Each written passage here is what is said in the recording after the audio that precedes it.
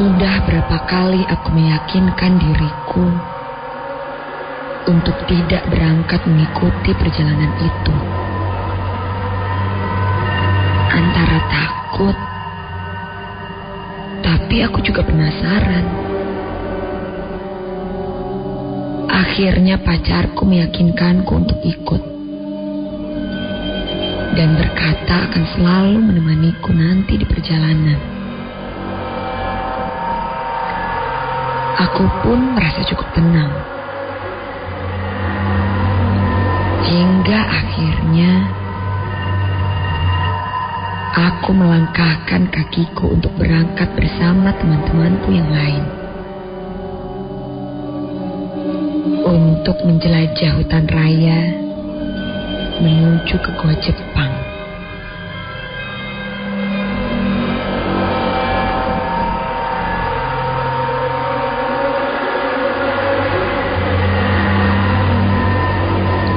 Sebenarnya lokasi Goa Jepang tak begitu jauh dari rumahku yang berada di Dago Pakar. Jadi aku mencoba membiasakan diri dan tidak berpikiran macam-macam. Karena aku mengenal diriku mudah sekali kepikiran. Sekitar jam 10:30 malam, kami sampai di pintu kedua hutan raya ini. Udara sangat dingin sampai menusuk tulang. Jalanan pun tampak licin akibat hujan deras sejak sore tadi. Sekarang saja masih kurasakan tetesan air dari pohon-pohon yang tinggi menetes mengenai kepalaku.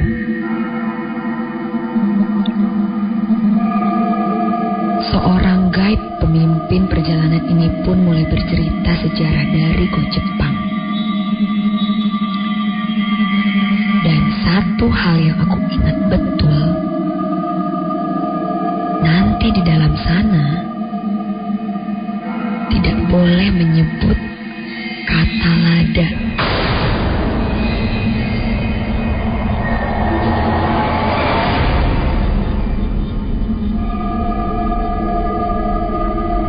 Ini malah membuatku semakin memikirkan kata lada. Kami pun mulai berjalan masuk.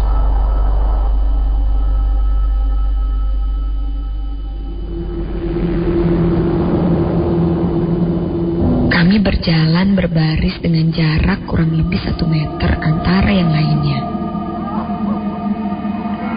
Kami tidak boleh mengeluarkan suara apa-apa.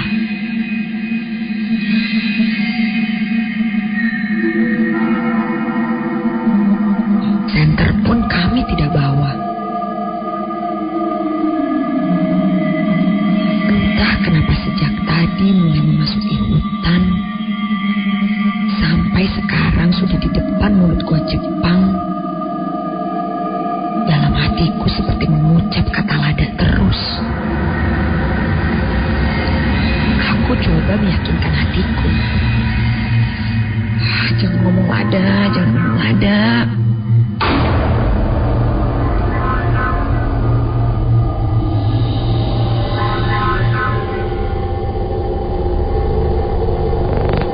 Satu persatu kami masuk.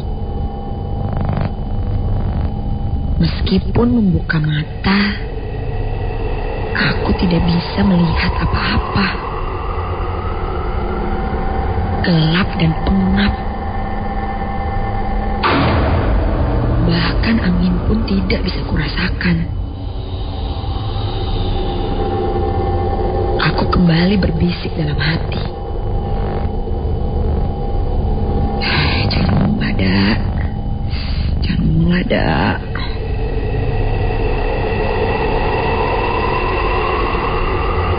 Dan tiba-tiba saja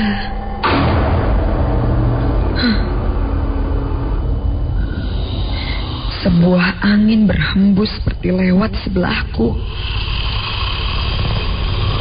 Dan mulai tercium bau anyir.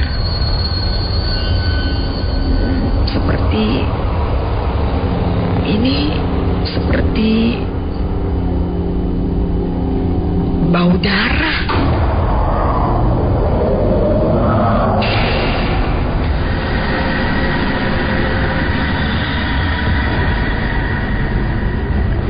Entah temanku yang lain merasakannya atau tidak, tapi yang pasti aku mencoba untuk menahannya sendiri.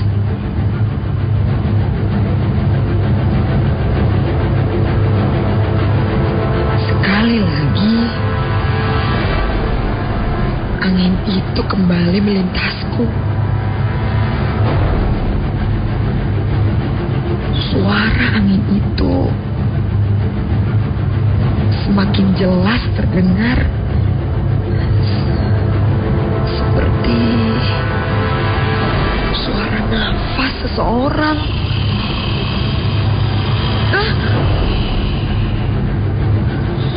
Aku terperanjat agak meloncat sampai aku menabrak seseorang di belakangku. Sorry. Karena gelap, aku tidak bisa melihat siapa itu. Aku pun kembali berjalan hingga rombongan berhenti di satu lorong buntu. Guide menyalakan senter dan mencek semua orang. Refleks, aku melihat ke belakang untuk melihat siapa yang di belakangku. Dan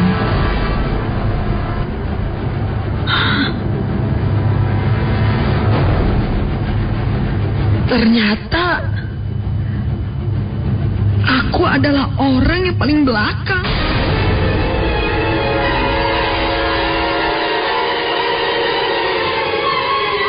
Tidak sampai 1 menit sejak kejadian aku menabrak orang di belakangku. Tidak mungkin orang itu bisa tidak ada. Aku mulai tidak tenang. Aku ingin segera pergi dari sini.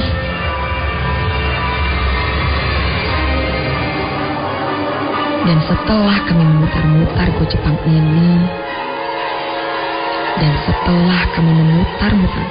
ini, bahkan mencoba berinteraksi, kami pun mengakhiri perjalanan sekitar jam 12:30 dini hari. Sebelum pulang, kami pun mengobrol sedikit tentang hal apa saja yang kami alami. Dan ternyata bukan hanya aku saja. Ada beberapa temanku yang juga merasakannya. Dan setelah itu pun kami pulang.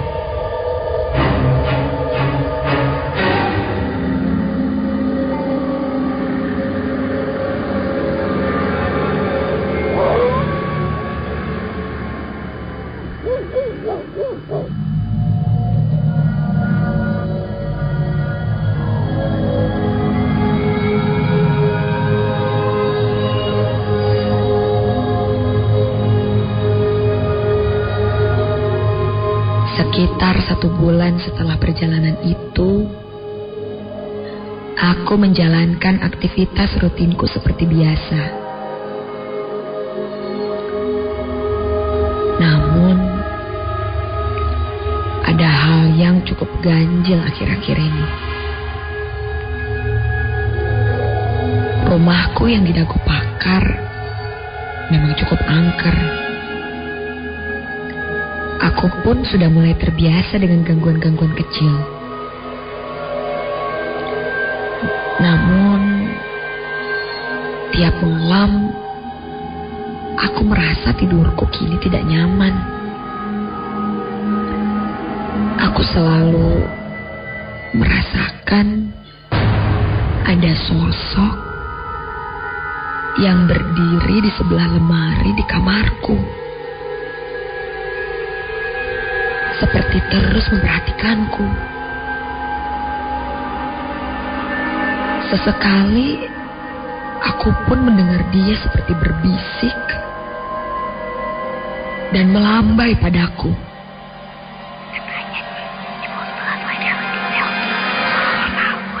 Sampai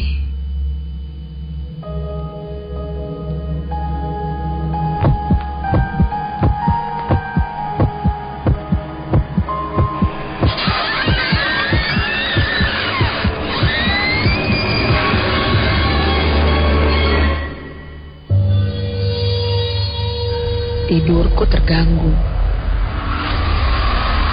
karena aku mendengar suara lemari kayuku terbuka. Aku angkat kepalaku. Aku lihat pintu lemariku terbuka. Aku pikir aku tidak rapat menutupnya. Maka aku pun kembali tidur.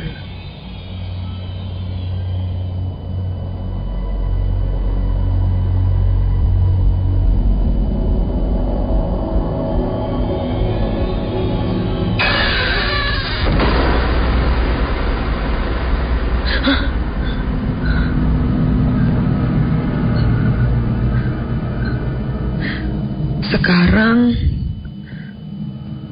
aku mendengar pintu lemariku ditutup.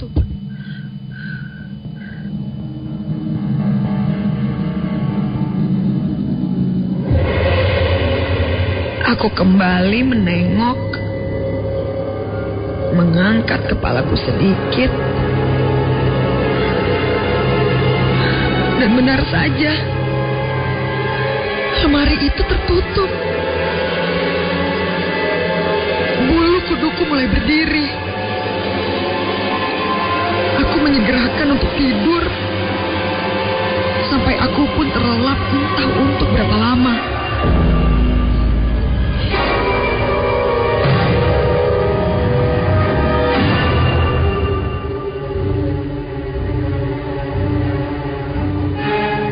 Dan tiba-tiba, astaga,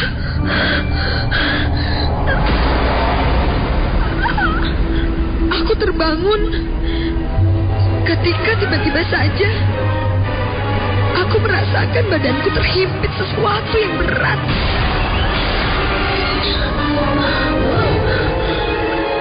Aku tidak bisa bernafas.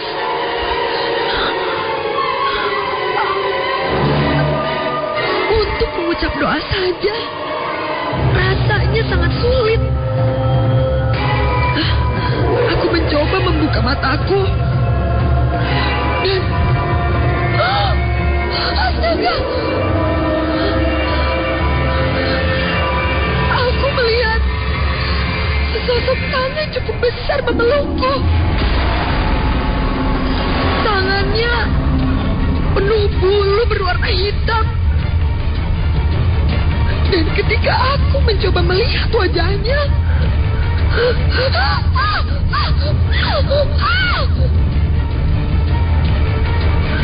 aku melihat sebuah wajah yang sangat menakutkan dari sosok yang memelukku ini.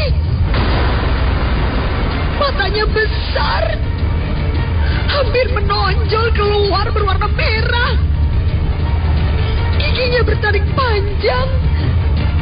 Dan seluruh tubuhnya berbulu hitam legam.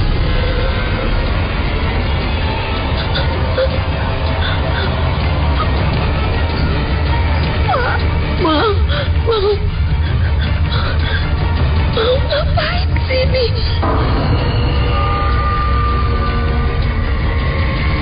Mau main aja.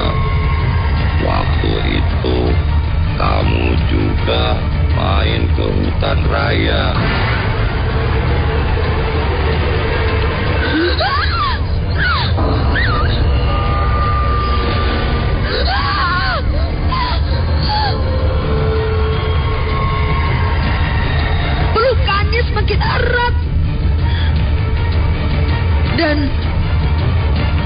Aku pun tidak sadarkan diri.